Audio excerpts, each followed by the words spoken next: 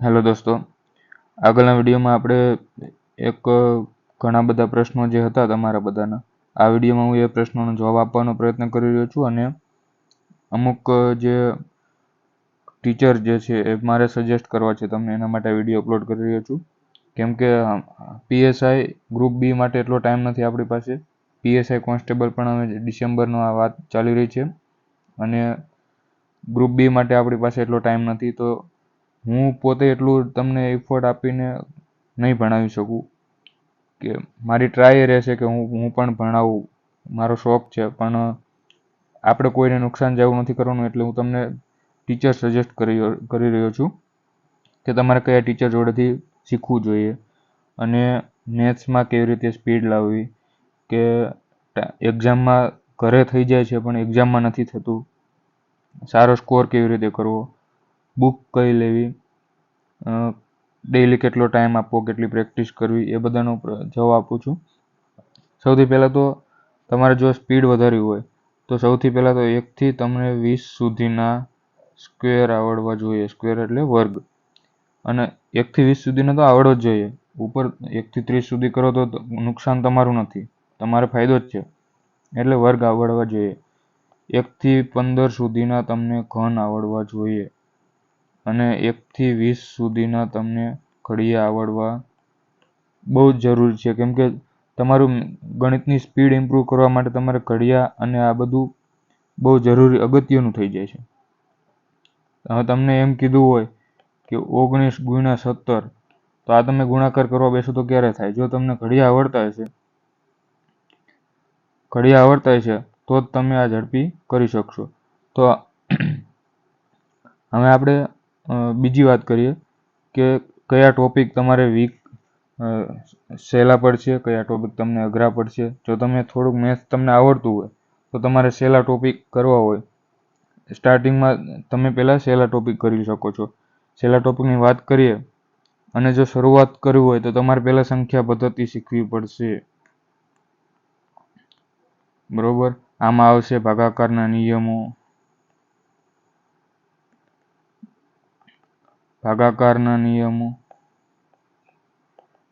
મતલબ કે કઈ સંખ્યા 4 વડે ભાજ્ય છે, 8 વડે ભાજ્ય છે, એવું બધું આવે છે.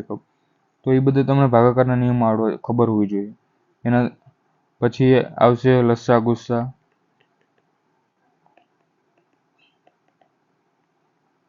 લસ્સા ગુસ્સા પછી આવશે ટકાવારી.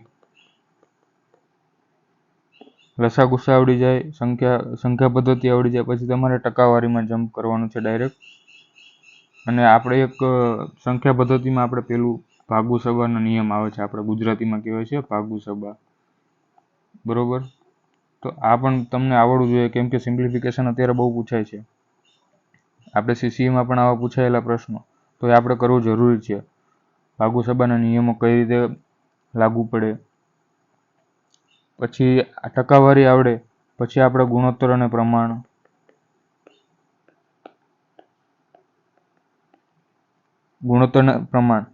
આ બધા તમે સિક્વન્સ કરવા પડશે. ટકાવારી કરો, પછી ગુણોત્તર અને પ્રમાણ કરો, પછી તમે કરી શકો છો. ગુણોત્તર અને પ્રમાણ આવડશે તો આના ઉપરથી તમને આવડશે ઉંમર આધારિત દાખલા.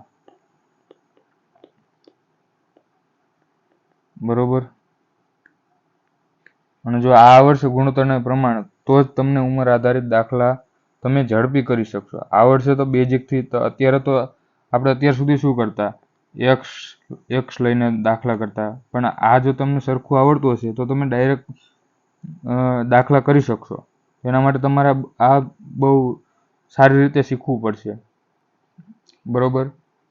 પછી આની ગુણોત્તર અને પ્રમાણ એટલે આ શોર્ટમાં રેશિયો, ઇંગ્લિશમાં રેશિયો. બરોબર. તો રેશિયો આધારિત હજી ટોપિકની વાત કરીએ તો ભાગીદારી પણ ઇમ્પોર્ટન્ટ ટોપિક છે. એ રેશિયો ઉપર જ છે ટોપિક. એટલે એ બધા તમારે સિક્વન્સમાં કરશો તો તમને બહુ વાંધો નહીં પડે, તમે ઝડપી શીખી શકશો. પછી આગળ વધીએ તો નફો ખોટ, એ પણ ટકાવારી આવડતી હશે તો જ નફો ખોટ આવડશે. બાકી કોઈ એમ કહેતું હોય કે ડાયરેક્ટ નફો કોટ શીખી જવું છે, પણ એમાં તમારે ટકાવારીનો તો ઉપયોગ થશે જ તે. તો એના માટે તમારે પહેલાં ટકાવારી એવી રીતે કરવાનું કે એમાં પણ જો તમને ખબર હોય તો 100% એટલે આપણે 1/100 લઈએ છીએ સામાન્ય રીતે, બરાબર. 20% આપ્યા હોય તો આપણે આવી રીતે લખીએ છીએ 20/100 આવી રીતે લખીએ છીએ, બરાબર. તો આને આપણે ફ્રેક્શન વેલ્યુ કરીએ તો 1/5. ડાયરેક્ટ તમને ખબર હોવી જોઈએ કે 20% એટલે 1/5 જ થાય. 40% આપ્યું હોય તો 2/5 જ થાય. પછી આવા પોઈન્ટમાં આપ્યા હોય 37.5% આપ્યું હોય તો એને આપણે 3/8 આવી રીતે જ લખવાય. આ ફ્રેક્શન વેલ્યુ તમને શીખેલા હશો. આ ફ્રેક્શન વેલ્યુ તમે શું કહેવાય યાદ કરેલી હશે તો તમને ગણતરી કરવામાં બહુ સરળતા પડશે. એટલે આ પણ બહુ ઇમ્પોર્ટન્ટ છે. 1 થી 20 સુધી ફ્રેક્શન વેલ્યુ આપણને આવડવી જોઈએ, બરોબર. આ બહુ ઇમ્પોર્ટન્ટ છે. તમારે બધા જો તમારે SICI એટલે કે સાદું વ્યાજ, ચક્રવૃદ્ધિ વ્યાજ તમારે શીખવું હોય બહુ ઝડપી રીતે, તો આ તમને આવડવો જોઈએ. ફ્રેક્શન વેલ્યુ યાદ હોવી જોઈએ, બહુ જ જરૂરી છે. અને આ યાદ હશે તો SICI તમારે કોઈ પણ સૂત્રનો ઉપયોગ નહીં કરવો પડે, ડાયરેક્ટ સૂત્ર વિના પણ થઈ જશે.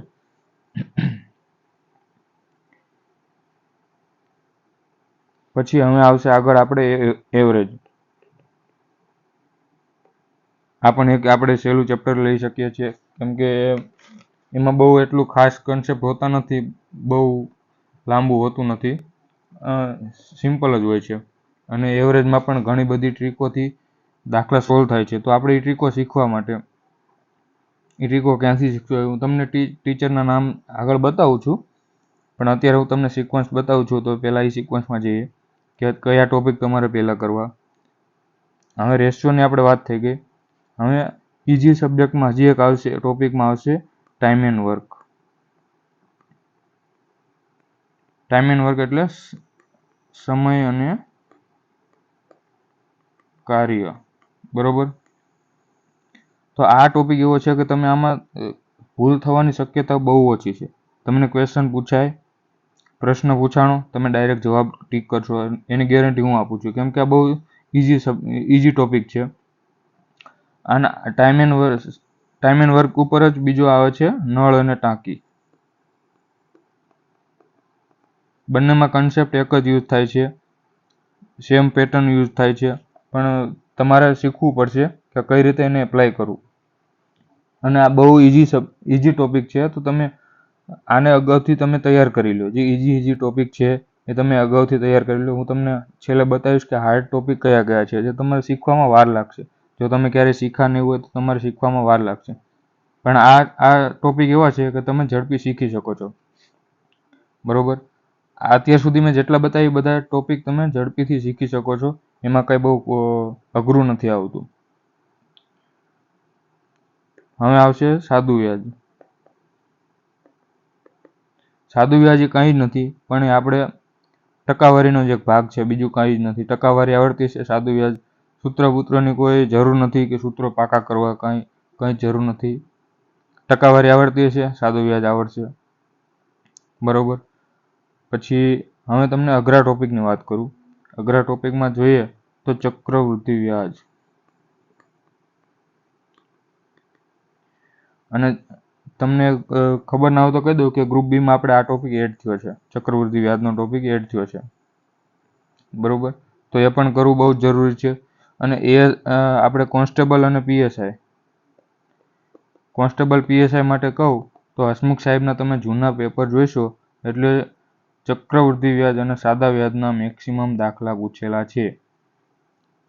ચક્રવૃદ્ધિ વ્યાજ અને સાદું વ્યાજ. આના પછી તમે અઘરો ટોપિકમાં એક તમે મિક્સર એલિગેશનમાં તમને થોડીક તકલીફ પડી શકે છે, બરોબર. અને આપણે મિશ્રણવાળા દાખલા આવે છે, પેલું દૂધ અને પાણીના દાખલા, તો એમાં તમને થોડીક તકલીફ પડી શકે છે. પણ એટલો બધો પણ હાર્ડ ટોપિક નથી કે તમે બહુ વધારે તકલીફ પડે. શીખશો એટલે બધું આવડી જાય. ગણિત એવું કંઈ નથી, બસ રોજની પ્રેક્ટિસ છે તમારી. જે તમે ડેઇલી ટાઈમ આપવો પડશે એ જ છે, બીજું કંઈ જ નથી. પછી આવશે આપણો ટાઈમ, સ્પીડ એન્ડ ડિસ્ટન્સ.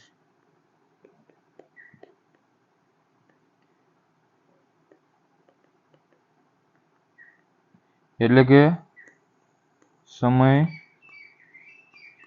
ઝડપ અને અંતર. આ પણ બહુ જ ઇઝી ટોપિક છે. જો તમે કન્સેપ્ટ સમજીને તમે દાખલા ગણશો તો તમને બહુ સહેલો લાગશે. બાકી જે સૂત્રો ગોખીને કરે છે તો એના માટે તો અઘરું રહેવાનું જ છે. બધી વસ્તુ મેથ્સમાં તમે સૂત્રો જે તમારે શું કહેવાય, ક્ષેત્રફળ, ઘનફળ, એના સૂત્રો તમારે કરવા પડે, બરોબર. બાકી આ જે એરિથમેટિક જે છે મેથ્સ, એમાં તમારે સૂત્રોની ક્યાંય બહુ જ ઓછી જરૂર પડે છે, બહુ જ. એટલે તમારે પણ સરખી રીતે તમે સમજીને શીખશો તો આમાં પણ તમને અઘરું નહીં લાગે. પણ આ રેડ માર્કરથી મેં જે લખ્યા છે એ ટોપિક થોડાક આગળના ટોપિક કરતાં થોડાક અઘરા છે, બરોબર. હવે આગળ જોઈએ. હજી એક ટોપિક આમાં મિસ થઈ ગયો છે. આપણે એપી સિરીઝ, મતલબ કે શ્રેણીવાળો આપણે આવે છે. ગુજરાતીમાં તો ખ્યાલ નથી, પણ એપી સિરીઝ, જીપી સિરીઝ, આપણે આ બે જ આવે છે ટોપિકમાં, બરોબર. એપી સિરીઝ એટલે શું કે બે પદ આપેલા હોય, ધારો કે 1, 2, 3, 4, તો બંને બે પદ વચ્ચેના ડિફરન્સ બધામાં સરખા હોય. અને જીપી સિરીઝ એટલે ગુણોત્તર સરખા હોય, 1, 2, 4, 8, 16. આ જીપી સિરીઝ થઈ. તો આ પણ ટોપિક બહુ એટલા અઘરા નથી, અને આ કરવો બહુ જરૂરી છે. તમારે અમુક જગ્યાએ એવા આવશે કે આનો ઉપયોગ થશે, તો આ પણ શીખવા પડશે. હવે આગળ આમાં આપણે એક ટોપિક રહી ગયો કે બોટ એન્ડ સ્ટ્રીમ. હવે મેં જોયું છે કે આ ટોપિકમાં પબ્લિકને બહુ જ ભૂલ પડે છે, બહુ જ, બરોબર. અને અઘરું બહુ લાગે. એટલું બધું અઘરું નથી. તો તમને આના કન્સેપ્ટ આવડતા છે તો બોટ એન્ડ સ્ટ્રીમ આવડશે ને આવડશે જ. પણ થોડોક એનો કન્સેપ્ટ અલગ છે. મારી ટ્રાય એવી રહેશે પીએસઆઈ માટે કે હું આ બધા ટોપિક જે છે હું સહેલી રીતે કઈ રીતે કરવા એના હું વિડીયો બનાવીને અપલોડ કરીશ. અને આ એવું નથી કે આ મારે ભાઈ સીસીમાં 100માંથી 100 આવ્યા પછી આ બધા વિડીયો બનાવવાનું ચાલુ કર્યું, એવું નથી ભાઈ. જ્યારથી સીસીનો સિલેબસ આવ્યો ત્યારથી આ મારું ટેલિગ્રામ ગ્રુપ છે એ બનાવેલું છે. બરાબર, મેમ્બર ઓછા હતા, પણ એ લોકોને ઘણી મદદ મળી છે આપણા ગ્રુપ દ્વારા, બરોબર. તો પણ તમે પણ ટેલિગ્રામ ગ્રુપ જોઈન કરી શકો છો. ટેલિગ્રામની લિંક હું ડિસ્ક્રિપ્શનમાં એડ કરી દઈશ. હવે આગળ જોઈએ તો હજી અમુક સીસીના ગ્રુપ બીના સિલેબસ પ્રમાણે અમુક ટોપિક હજી નવા એડ થયા છે. સંભાવના, પછી કેલેન્ડર અને ઘડિયાળ. આ 3 ટોપિક અમારે નવા એડ થયા છે, તો આ પણ કરવા પડશે. પછી મધ્યસ્થ અને બહુલક, આ પણ તમારે કરવું પડશે. અને આ ટોપિક તો એટલા હાર્ડ નથી. આમાં તમારે સંભાવનામાં થોડોક પ્રોબ્લેમ પડી શકે છે. અને કેલેન્ડર અને ઘડિયાળ તો આપણે નોર્મલી આવે જ છે, તો એ બહુ એટલું કાંઈ ખાસ છે નહીં. પછી હવે આગળ જોઈએ તો પીએસઆઈમાં તમે જોઈશો હસમુખ પટેલ સાહેબના જે જૂના પેપર છે, તલાટી, કોન્સ્ટેબલ અને જુનિયર ક્લાર્કનું જે પેપર એમને હસમુખ પટેલ સાહેબે લીધેલા, એમાં તમે પેપર જોશો તો એમનો મેક્સિમમ ભાર જે છે એ અમુક સિલેક્ટિવ ટોપિક ઉપર વધારે છે. જેમ કે આ શું કહેવાય, ટાઈમ, સ્પીડ એન્ડ ડિસ્ટન્સ,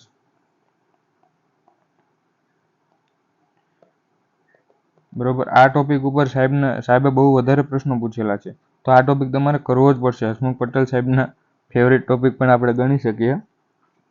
પછી આમાં આપણે બોટ એન્ડ સ્ટ્રીમ, પછી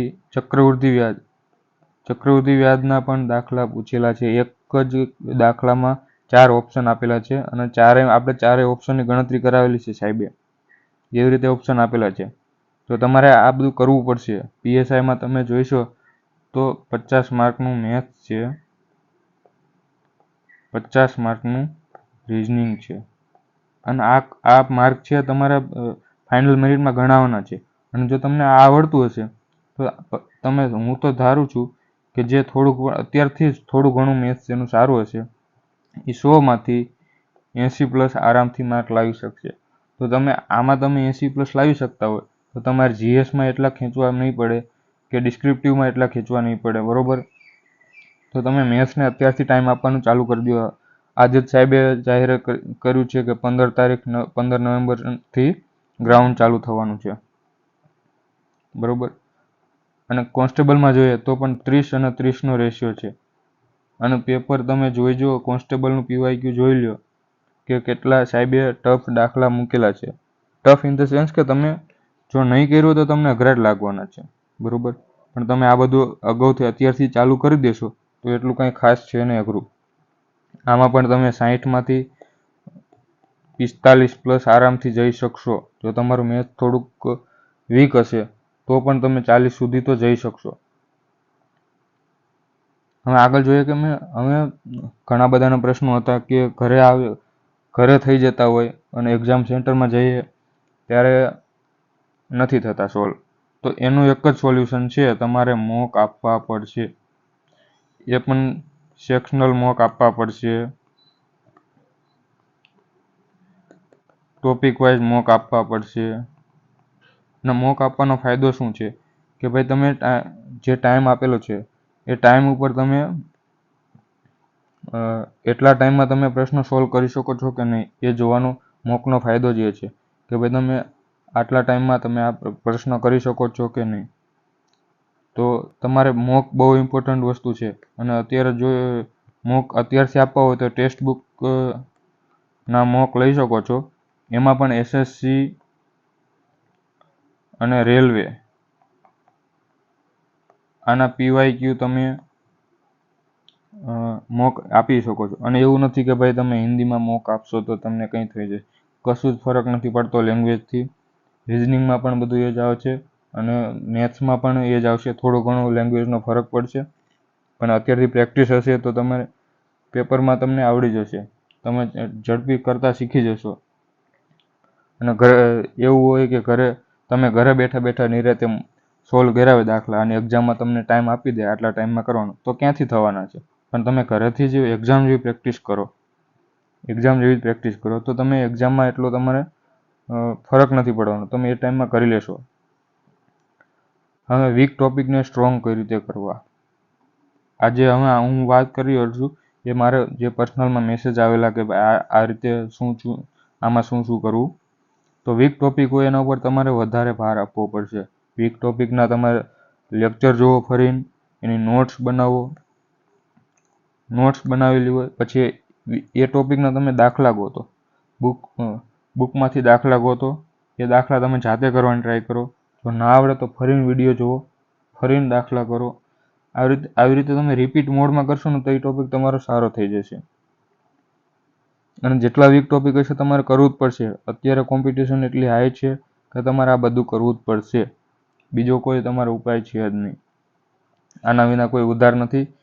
અને ખાખી એટલે ખુમારી એવું બધું ચાલે છે. તો આપણે એ રીતે મહેનત કરશું કે ભાઈ ખાખી આ વખતે મળી રહે, બરોબર. કાંઈ આ વખતે બાકી છોડવાનું નથી. અને આટલી બહુ મોટી ભરતી કહેવાય 12,000ની, એટલે તમે થોડી મહેનત કરશો વધારે તો એમાં તમારું કાંઈ જતું નથી રહેવાનું. મહેનત કરી લ્યો. એકવાર આવવાનું છે એક્ઝામ, પછી જલસા છે. હવે એક બેનનો પ્રશ્ન હતો કે બેન્કિંગ અને જીપીએસસીની તૈયારી સાથે કરી શકાય કે નહીં. તો જો આમાં એવું છે કે હું પોતે અત્યારે બેન્કિંગ, એસએસસી અને આપણે સીસી મેન્સની તૈયારી હજી મેં ચાલુ નથી કરી પણ હવે કરીશ. તો હું પણ 3-3, 4-4 એક્ઝામ તૈયારી એકસાથે કરી રહ્યો છું. તમે કોઈ એક એક્ઝામ ઉપર તમે ડિપેન્ડ ના રહી શકો કે એટલામાં જીપીએસસીમાં તમે જુઓ તો વેકન્સી બહુ ઓછી છે, સક્સેસ રેટ એટલો નથી, વેકન્સી ઓછી આવે છે. તો આપણે ઓપ્શનમાં કંઈક તો હોવું જોઈએ. અને જો તમારું મેથ્સ સારું હોય ને તો બેન્કિંગ માટે તમે પ્રિપેર કરી શકો છો. અને બેન્કિંગમાં જો પ્રીમાં આવતા હોય એવા ટોપિક મેથ્સ, રિઝનિંગ અને ઇંગ્લિશ, આ 3 જ ટોપિક તમારે પ્રીમાં આવે છે અને મેઇન્સમાં જાઓ એટલે અહીંયા કરંટ અફેર એડ થઈ જાય. બીજું કશું જ હોતું નથી. આ જે છે પણ આના માટે તમારે આની રેગ્યુલર પ્રેક્ટિસ રાખવી પડશે. બેન્કિંગ માટે એવું છે કે મેથ્સ રિઝનિંગ એ તમારે રેગ્યુલર પ્રેક્ટિસ રાખવી પડશે. ઇંગ્લિશ માટે તમારે ડેઇલી એડિટોરિયલ વાંચવા પડશે, વોકેબ કરવું પડશે અને આ તમે ડેફિનેટલી કરી શકો છો. બંને એક્ઝામની તૈયારી એકસાથે કરી શકો છો. અને અત્યારે તો એવું થઈ ગયું છે તમે PSI કોન્સ્ટેબલ કરવાના જ છો, બરાબર. PSIમાં તમારે શું આવે? Maths reasoning. રેલવેની નવી ભરતી આવી છે, આપણે અહીંયા NTPCની ભરતી આવેલ છે, બરાબર. ગ્રેજ્યુએશન ઉપર અને 12th ઉપર છે. તો એમાં પણ એ જ સિલેબસ છે, મેથ્સ રિઝનિંગ GS, બીજું કશું જ નથી. તો તમે એકસાથે ઘણી બધી પરીક્ષાની તૈયારી કરી શકો છો. અને મેથ્સ એટલું ઇમ્પોર્ટન્ટ છે અત્યારે તો બધી એક્ઝામમાં એટલું વેટેજ એનું બહુ વધી ગયું છે. તો તમારે ના છૂટકે કરવું જ પડશે. ના આવડતું હોય તો પણ કરવું જ પડશે અને આવડતું હોય તો તમે હજી સારું કરી શકો છો, બરાબર. હવે વાત કરીએ તો મારા રિસોર્સ મેં ક્યાંથી તૈયારી ચાલુ કરેલી. તો મેં મેથ્સ શીખવા માટે તમને 2 ચેનલ યુટ્યુબ ઉપર 2 ચેનલ આપું છું. કોઈ જ કોર્સ નહીં, કોઈ જ નહીં. યુટ્યુબ ઉપર 2, એક અભિનય શર્મા સર છે,